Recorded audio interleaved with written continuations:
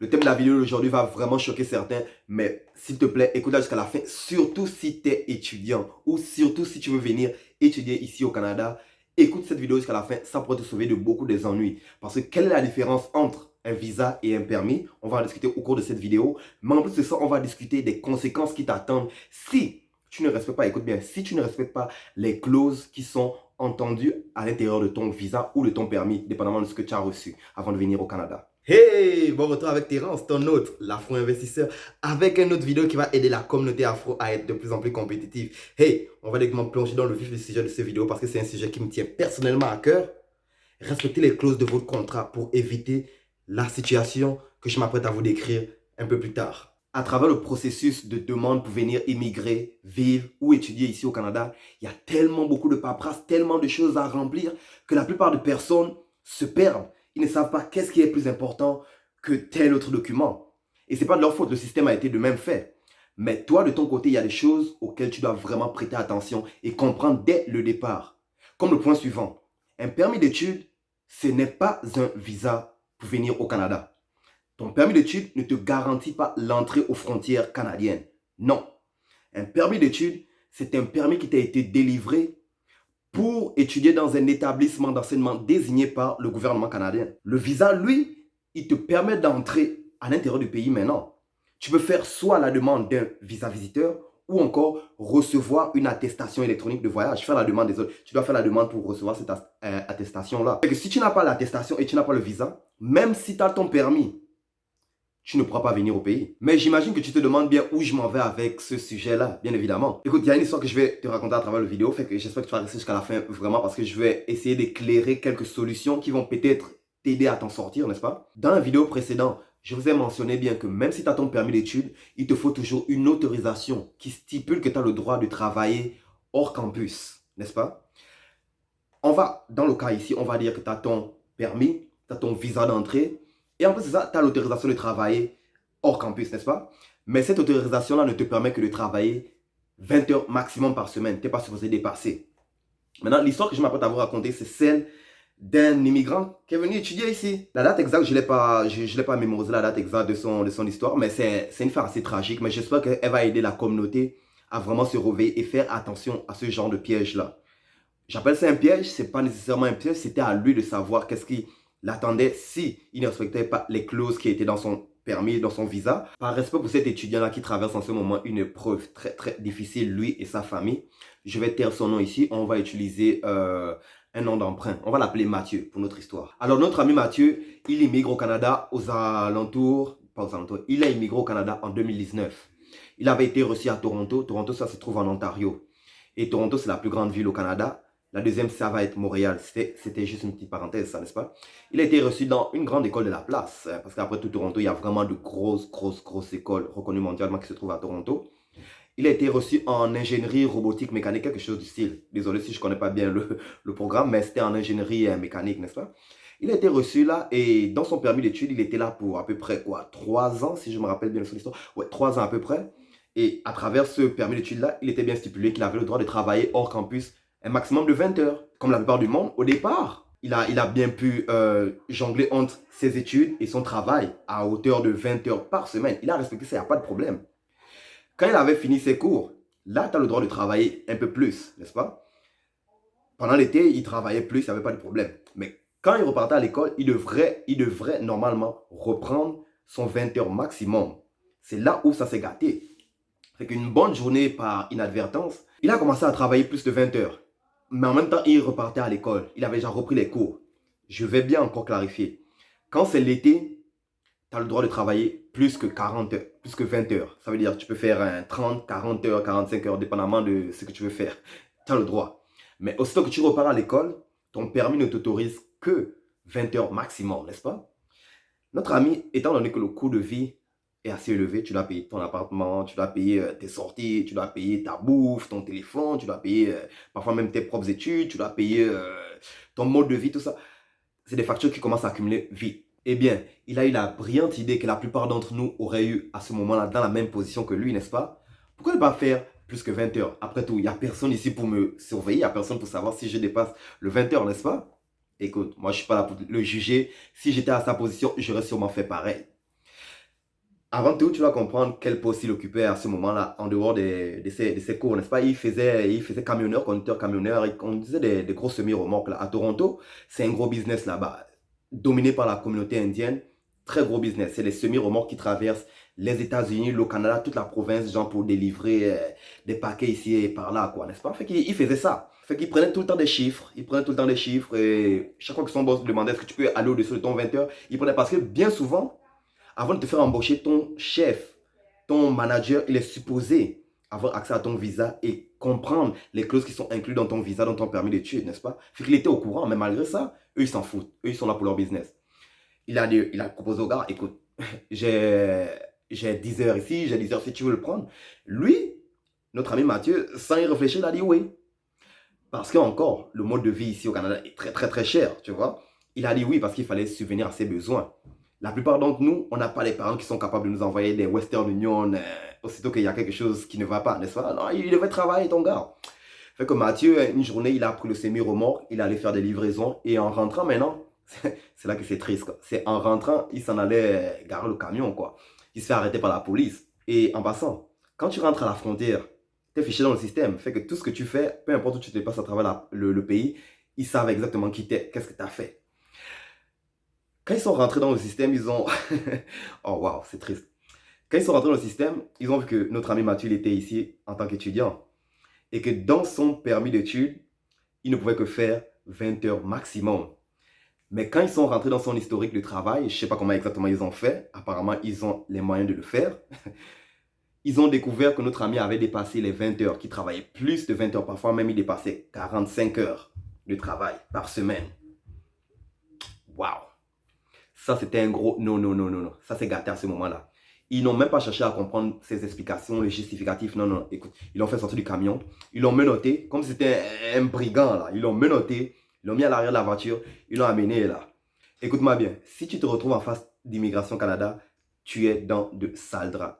Tu es dans le caca. Ici, on va utiliser l'expression, tu es dans le caca jusqu'au cou. Ça va pas bien pour toi. Notre ami Mathieu s'est retrouvé en face d'immigration et bien évidemment, il a fait ce que nous autres aussi à sa place, on aurait fait. Essayer de plaidoyer notre cas en notre faveur, n'est-ce pas? Commencer à balancer les histoires. Or, j'ai commencé à travailler à cause de ci, à cause de ça, la famille au pays et tout. Immigration a juste fait comme, écoute mon gars, tu commences à trop parler, charabia, danser à gauche, à droite là.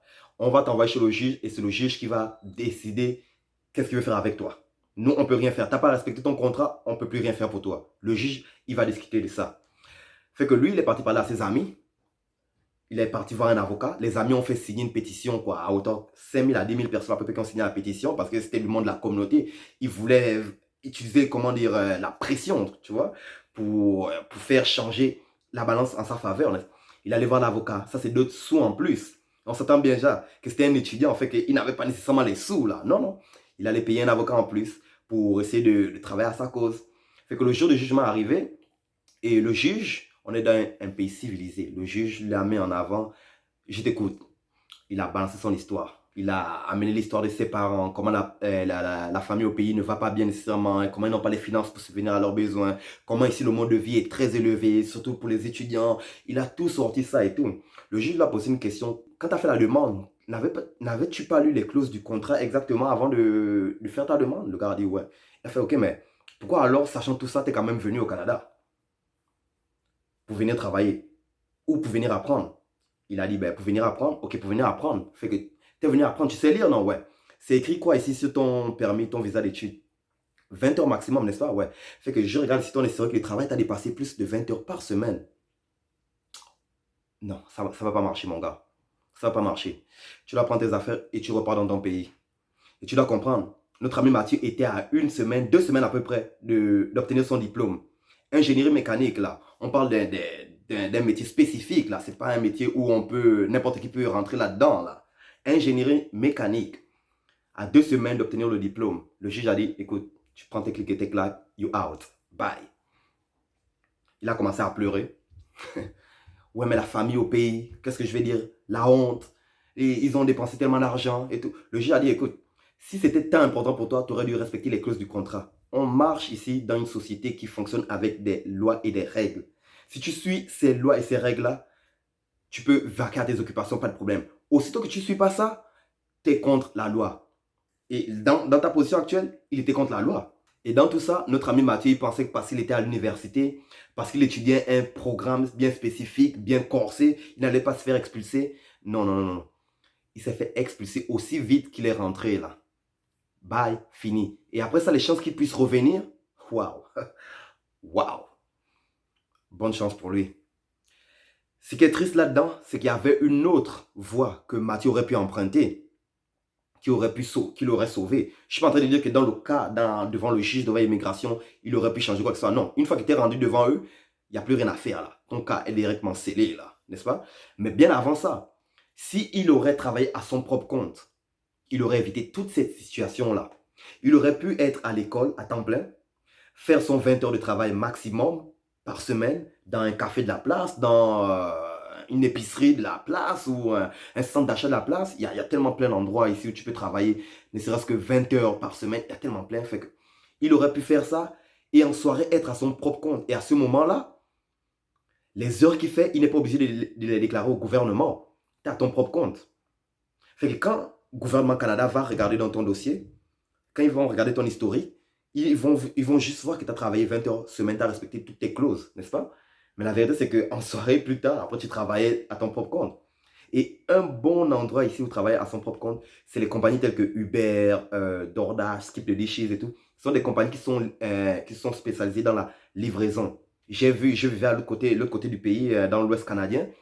Je voyais des frères qui venaient du Ghana, du Nigeria, du Pakistan, de l'Inde et tout. Ils sont à fond là-dedans, là. Ils sont à fond. Ils sont à fond là-dedans, là. Pourquoi? Parce que ça te paye aussi les factures. Un autre endroit où tu peux regarder encore pour être à ton propre compte, c'est regarder des gigs, des petits jobs. Ici, on appelle ça des gigs. C'est des particuliers qui vont t'appeler pour, je sais pas, mettons, couper le gazon chez eux ou bien faire du déménagement. Et ça, bien souvent, ça va être rémunéré cash dans la journée, quoi. Tu commences le matin, tu finis le soir, tu reçois ton argent directement cash. Et ces postes-là, ces genres de gigs-là, la plupart des personnes ne les déclarent pas au gouvernement, ne vont pas les déclarer dans leur retour de taxes. Attention, faut pas dire que ton gars Terence ici te pousse à faire de l'évasion fiscale, là. Moi, je suis pour rien. Je fais juste que t'éclairer. Écoute, n'est-ce pas? Normalement, c'est illégal. Tu es supposé déclarer pour payer tes taxes, là. Mais, écoute, ces gigs-là, tu peux être aussi être à ton propre compte, là. Je l'ai fait aussi, là. Du déménagement, je ne suis pas en train de dire que c'est un job sexy. Mais du moment que ça paye tes factures à la fin du mois, du moment que ça te permet de rester dans les clauses de ton contrat, pourquoi ne pas le faire? Tu as ton propre compte. Tu ne déclares pas ces heures-là. Fait que tu peux dépasser. Et regarde, pour les femmes, vous pouvez faire du babysitting. Ça, c'est un job ici. Ça dépend des familles où tu vas aller faire du babysitting. Tu es souvent bien rémunéré. Là. J'entends souvent du monde qui me parle de combien ils font en faisant du babysitting. C'est incroyable. Là. Ça, c'est des jobs où tu ne déclares pas le nombre d'heures que tu fais. Fait que tu peux passer bien au-delà de tes 20 heures.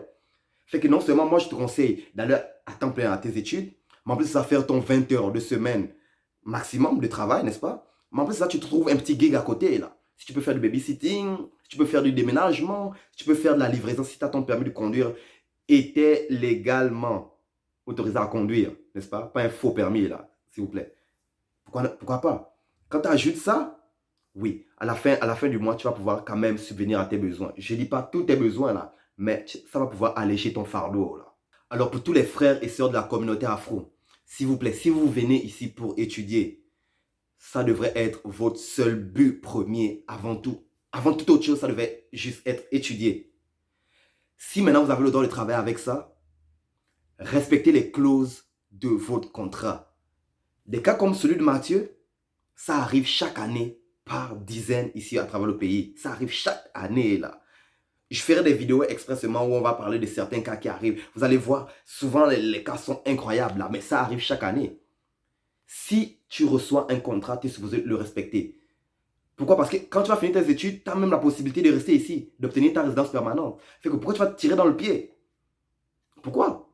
Waouh! Nous voici malheureusement rendus à la fin de cette vidéo. Et il n'y aura pas de bonus dans celui-ci. Mais t'inquiète pas, t'inquiète pas. Ton gars Terence va te donner ton bonus dans le prochain vidéo, assurément. Et comme tu peux le constater, j'ai dû faire quelques petits changements au décor expressément pour cette vidéo aussi, étant donné que c'est un nouveau segment sur lequel je travaille, que j'aimerais appeler réalité. Étant donné que quand on part du continent, on a tellement d'attentes, mais quand on vient ici, la réalité d'ici, c'est une douche froide, n'est-ce pas? Fait que je vais appeler ce segment-ci réalité. Et bien souvent, ça va être dans un décor différent. Et notamment, je vais vous amener visiter le Grand Montréal parce que c'est tellement beau en été. Il y a tellement de choses à voir. Il y a tellement de choses qui vont vous émerveiller.